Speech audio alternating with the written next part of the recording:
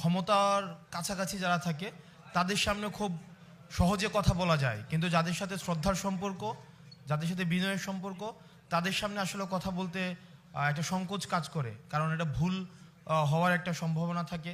তা আমার ভুল মার্জনা করবেন। আমাদের 5ই আগস্ট পরবর্তী বাংলাদেশ বিনির্মাণের ক্ষেত্রে আপনাদের একটা তাৎপর্যপূর্ণ একটা ভূমিকা রয়েছে।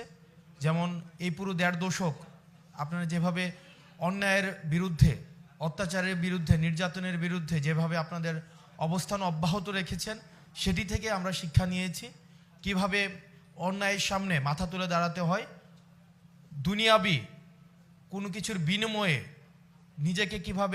নিজেকে দুনিয়ার ঊর্ধ্বে কিভাবে সামগ্রিক কল্যাণকে বেশি প্রাধান্য দিতে হয়, আখিরাতের কল্যাণকে বেশি প্রাধান্য দিতে হয়, এই বিষয়গুলো আমরা আপনাদের কাছ থেকে শিখেছি। আমরা আপনাদের কাছে অনুরোধ করব যে চলমান বিভিন্ন ধরনের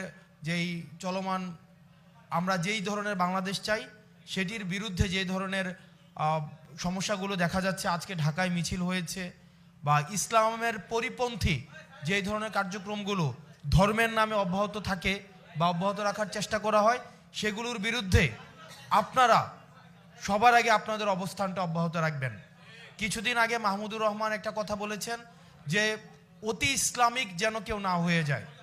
আমরা এমন কোনো কার্যক্রম যেন না করি যেটি বিশ্ব দরবারে বা আন্তর্জাতিক দরবারে ইসলামের যেই মূল এসেন্স সেটির বিরুদ্ধে কোনো ধরনের বার্তা যেন না দেয়। আপনারা জানেন যে